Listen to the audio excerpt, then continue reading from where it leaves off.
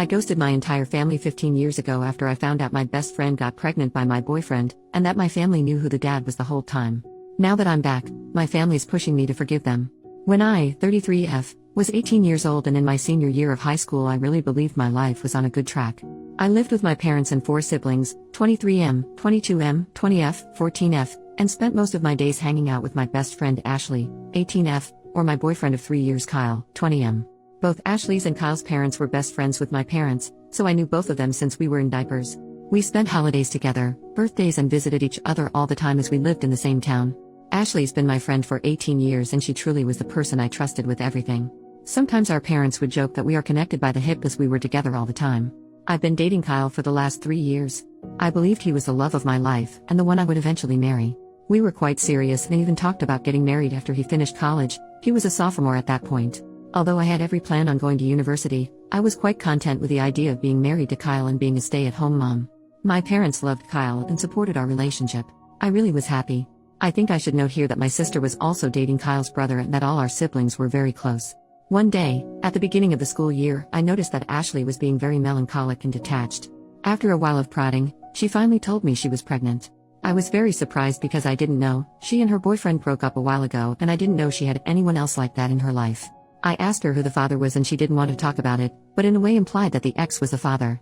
She was absolutely distraught, so I dropped the topic and just consoled her. I was with her when she told her family, and while her parents were disappointed, they promised to support her in whatever she decides. They tried to make her share the dad's name but she refused and made me promise to stay quiet. They did not know she had a boyfriend at one point. I was there for her for the next 9 months. I went with her for an ultrasound and doctor's appointments. I was there for her when she was bullied in school for being pregnant. I helped her set up the nursery. I was there when she was sick or just felt down. I held a baby shower for her, went shopping with her. I even took some parenting classes with her. We chose names together and she even asked me to be with her in the delivery room when it came time. I noticed that the pregnancy was really taking a toll on her emotionally and physically, and I tried to support her in every way possible. She was my best friend, always there for me, and I loved her. About 2 weeks before her due date, I went to the mall to run some errands and ran into her ex. Although I promised never to contact her, the knowledge of my friend's emotional state sent me into a fit of anger and I confronted him. I gave him a piece of my mind, told him what a piece of shit he was for leaving his ex pregnant and alone and not caring for his unborn child. He was shocked and said that he had no idea what I was talking about. Ashley never told him about the pregnancy, and when I told him she was 9 months pregnant at the time, he said that it was not possible for him to be the father as they broke up over a year ago and had no relations since then. I was confused but apologized for yelling at him in the middle of the mall. After that, he became snarky, said some nasty stuff, and mentioned that maybe I should ask Ashley's friend Kyle if he is the daddy. I didn't really think about his words in any way. Kyle and Ashley have been friends their entire lives. We were always very close, because of our parents' relationship, but they never showed any sign of being anything more. That evening my younger sister and I were preparing to have a movie night. I began ranting to her about confronting Ashley's ex and his words. My sister, who is usually very outspoken, got quiet and didn't really respond to anything I said. After a while, she excused herself and went to the bathroom. I decided to go and get some snacks and went downstairs to the kitchen, and I heard younger sister berating my mother. This part of my memory is really fuzzy as I was dealing with lots of emotions.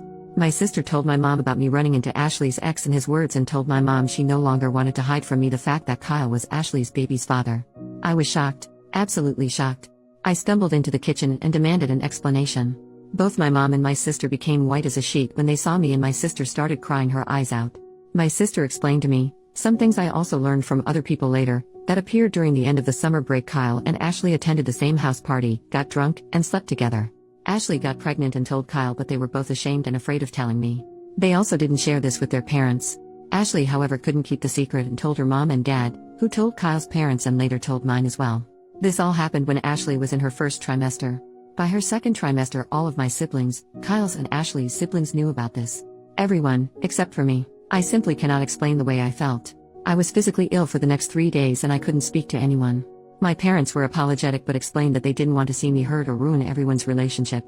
I did not speak with Kyle or Ashley, although they bombarded my phone with messages and calls and also came to my house. I refused to see them. At one point Kyle's mom came to our house and my mom allowed her into my room. While I was lying in my bed still ill and just emotionally drained from the betrayal, she tried to convince me to forgive them and how Ashley and the baby need me. I said nothing. 2 weeks later Ashley went into labor. I learned from my parents that she had a hard delivery. She lost a lot of blood and needed an emergency C-section. Kyle apparently was at the birth. I was a complete wreck. Because of the betrayal by both, because I planned to be there and now physically and emotionally couldn't, because I was looking forward to this moment for months. So many reasons. My older sister immediately went to the hospital to be with her boyfriend. My other siblings weren't at home, so I was left alone with my parents. All I wanted was to lay in my bed or cuddle in my bed with my mom and cry all my feelings out. My mom received a call from Ashley's mom. She came to my room and told me that she and dad were going to the hospital. I was perplexed and asked her to stay with me. She said that Ashley's parents need all the support they can get and that we will discuss everything later. I tried to tell her not to go and that I also need their support, but she said not to be selfish and they left. I was left alone at the house and I just couldn't comprehend what happened in the last few weeks. I couldn't believe that my parents would go and support someone who hurt me so much, while I was also here suffering. Am I really selfish to think like that? I don't know when, but my sadness turned into rage, the kind I never experienced before. In a fit of combined emotions and feelings of betrayal, I started packing my bags and decided to leave home. It didn't take a while, but I started having second thoughts and just sat in the living room feeling empty. After a while, I received a text from my sister. The text said that Ashley gave birth to a healthy girl and that they were both okay.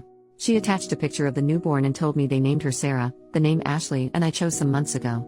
She sent a second text a while later, telling me that my parents and she were going to join Ashley's and Kyle's parents in going to a bar in the town to celebrate. I don't remember much after that. I think I was just consumed by everything and my memory is very foggy. I left. I took a train and left. I stayed at a hostel in Phoenix for a while. I got a job at a store and planned to finish high school there. My parents, siblings, Kyle, and Ashley tried to contact me. My mom was sending me a panicked voicemail, demanding me to come back.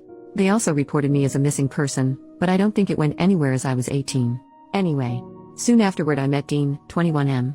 He also lived in Phoenix and had a complicated relationship with his family. We really connected and became friends soon after. He helped me a lot at that time. I struggled. I had no idea how to take care of myself or how to literally be an adult. He introduced me to his group of friends, helped me finish high school. I moved in with him and his friends. He helped me deal with my pain. I really struggled at one point and also had some regrets. I wanted to see a therapist, but I most definitely couldn't afford it. He was there for me and supported me through everything and I don't think I would have lasted long without him. We began dating after a year. He inherited some money from his grandpa and decided to move across the country to the big city. Although we weren't together for long, he asked me to go with him. I was a bit reluctant because we both had a lot of emotional baggage and I was still very insecure in my situation, but I did go. We moved, got jobs, and tried to survive. Soon after my 21st birthday, we decided to get married. It was a crazy, spontaneous decision, but we did it. I enrolled in university and Dean helped me pay for it. He himself opened a company that took off pretty nicely and we were able to live more comfortably. I was in uni and also worked a part-time job to contribute. We had our ups and downs but somehow survived. After uni, I started working in his company and we slowly built it up. When I look back now, I don't think I was in love with Dean when we got married. I loved him, but I wasn't in love. But he was there for me, always, unconditionally, and today I don't think I could love him more. He is the love of my life. We've been married for 12 years now and we have a 2-year-old son and a 6-month-old son. Sometimes I regretted leaving my family behind, but I just couldn't go back. It was very painful. I felt like my parent chose Ashley and Kyle over me. I did go to a therapist when I was 25 and tried to deal with my emotions. Last year, at the beginning of the pandemic, I received an email from a 14-year-old girl named Evelyn. She explained that she was my niece, my older sister's and Kyle's brother's kid. She knew about me and wanted to meet me. Although I was reluctant to speak to her, we did exchange some emails. Let me note that she did not know what transpired 15 years ago, so the conversations were pretty innocent. We talked about her school, interest, and she talked about my family. I learned I had 10 nieces and nephews. I also learned that Kyle married Ashley 4 years after I left and had 2 sons besides Sarah. My parents continued to have a friendship with Kyle's and Ashley's family, and to me, it really felt like my family continued their normal life, despite me being gone. She tried to talk to me about what happened, but I didn't really think it was my place to explain things to her, so I simply said that relationships change and things happen in life that make us go our separate ways. We continued talking every so often for almost a year. In her email, this January, she expressed how the pandemic had a big effect on her entire family and how my parents were struggling to keep their house and both my brothers lost their jobs and struggled to keep up with the cost. I was surprised at her knowledge of this as she was only 14, but the hardship was also causing tensions between her parents. I started to deal with a lot of guilty feelings and regrets. I also just had my baby, so that was causing me lots of emotions. I talked to my husband and he was very supportive and told me that he would be there for me for whatever I decide. We are financially stable and thankfully the pandemic didn't have a great impact on our finances.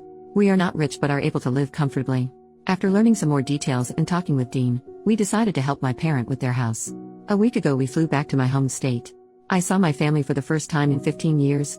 I had so many emotions, regrets, pains from the past, feelings of betrayal. My parent was, I think, relieved to see me. It was just such a weird day. We had a lengthy conversation and agreed to try and have some sort of cordial relationship. It's been so long and I am very awkward with them. Sometimes they feel like strangers. Dean and I spent a week there and we continued to have a conversation, and I truly believe that we were on a path to having a friendly, yet distant relationship. But that my mom started insisting I have a sit-down conversation with Kyle and Ashley. She explained that she wants to go back to the way things were. I told her I refused to talk to them. Although I moved on, I simply have no ties with them now and don't want to rehash anything with them. I told her I am prepared to try and establish a relationship with them as they are my family, and I truly came to care for my niece, but that I don't want anything to do with Kyle, Ashley, or their family. I never demanded them to cease their relationship with their friends, but I don't want one. Dean supports me. My mom called me selfishly and said that I simply must try and heal our relationship. I told her I will not negotiate and that it's on her to decide whether or not she wants to have a relationship with me. She said okay. But 2 days later I received a phone call from Kyle's mom. I never gave her my number and she demanded, I talk with Kyle and Ashley as my return caused tensions in their relationship and their emotional health. I hung up. I called my mom and confronted her. Apparently, she gave that woman my number to heal our family bonds. I told her that she is choosing them over me again.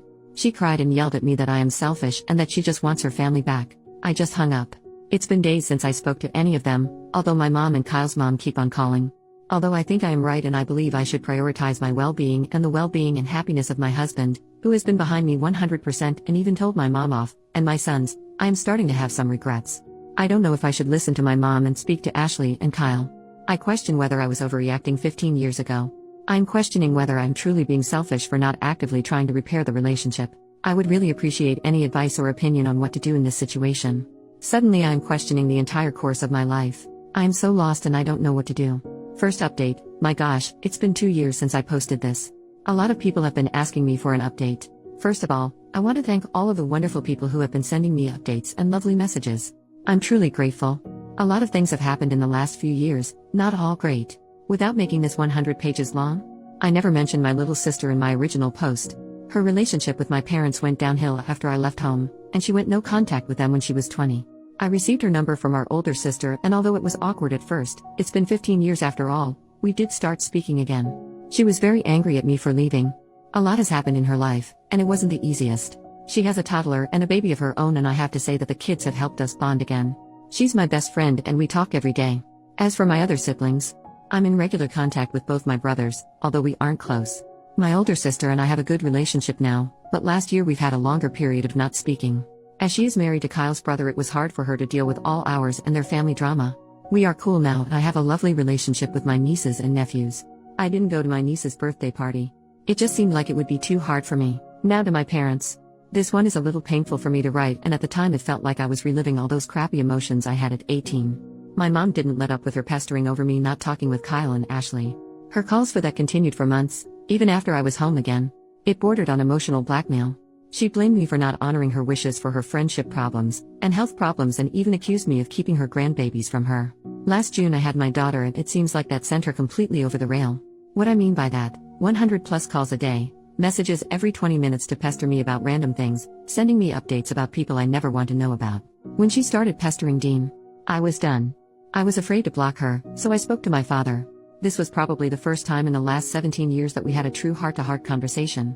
I was emotionally drained, tired from caring for 3 children, and just over everything. I've probably poured all my feeling and emotions onto him. I don't know what happened to them afterward. He doesn't speak much about it. Her calls slowly ceased and something else must have happened because in August he filed for a divorce. My father and I are in regular contact, although I don't think we'll ever be back to normal. Mom is devastated. In August her calls became insane, and apparently not just with me. I've changed my number since then, and as of February, she has not been able to reach me. I've been told by one of my brothers that she has problems with anxiety and depression, and lost a lot of friends. I don't really know whether or not she continues to have a relationship with Kyle and Ashley's family. I don't want to have anything to do with her anymore, nor do I want her near my kids. The things she said to me, about me and about my husband, whom she really doesn't know, and after 15 years of no contact is crazy. Although I regret not having a mom, I feel like trying and fighting to repair the little remnants of our relationship would be a waste of my emotional energy and just pure torture. As for Kyle and Ashley, I've received some calls from Kyle's mom as I mentioned in my original post. I blocked her and no other calls have been received from anyone. I really don't know what they are doing or where they are. I've had no contact with them. The only thing that really happened is that, in August when crap went downhill, my brother-in-law, Kyle's brother, brought me a letter apparently written by Ashley. I've not opened it and I really don't know if I want to. I feel like I've moved on from them, but on the other hand, I'm curious as to what she has to say after so many years. However, that in itself could bring back bad emotions. I'm doing okay now, with my babies and Dean, who is a real trooper in all of this. I'm trying to focus on my family, and I really hope that this is all behind me. To all of you, thank you, again.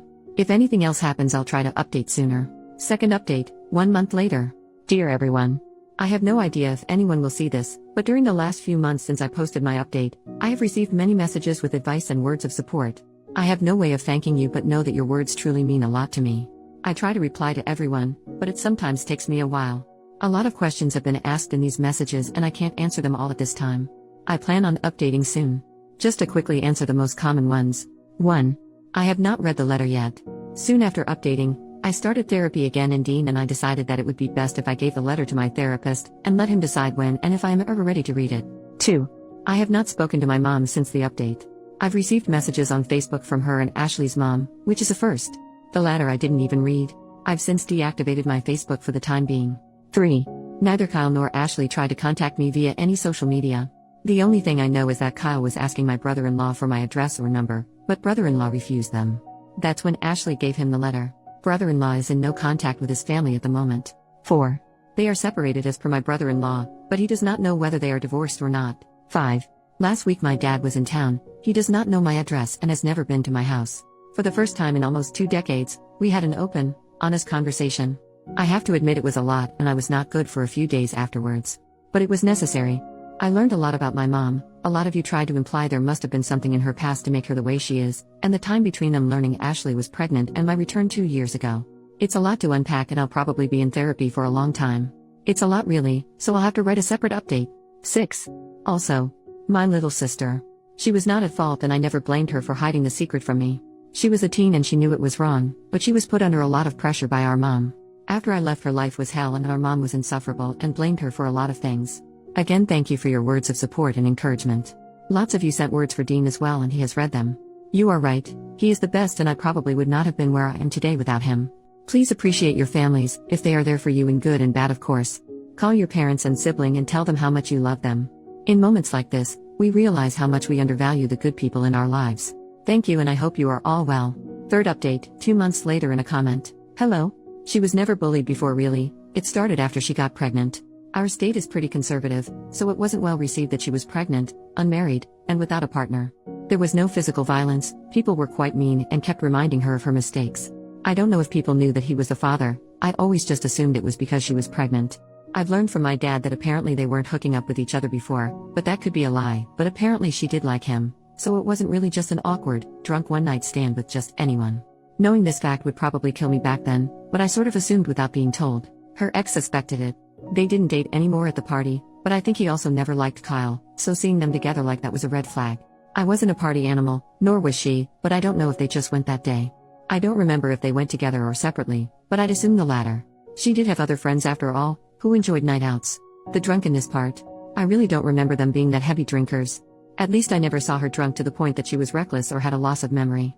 So I never really believed that part much, but I wasn't there. And really it doesn't matter, drunk or not, it was a betrayal. I read some of Kyle's texts back then. I never answered any of the phone calls or anything. I never spoke to them after I learned that he was the father. I kinda regret that now. Maybe it would have been more beneficial for everyone if I gave them a good earful, expressed all the pain, and gone no contact after that, but I just wasn't in the right state of mind and I was sick a lot back then. This current letter is from her and I haven't read it yet. At this point, I believe that my mom is grieving the loss of a tight family and friendship unit that we had when I was younger and mother relationship. She has yet to realize that none of her 5 kids speak or see her. None of her grandchildren see her. None of us, as far as I know, speak to her. That in itself would be the end for me. I can't imagine what emotional state she must be in. We all agree that she needs psychological or psychiatric help. She refused. Dad and eldest brother tried, but you can't convince someone like that.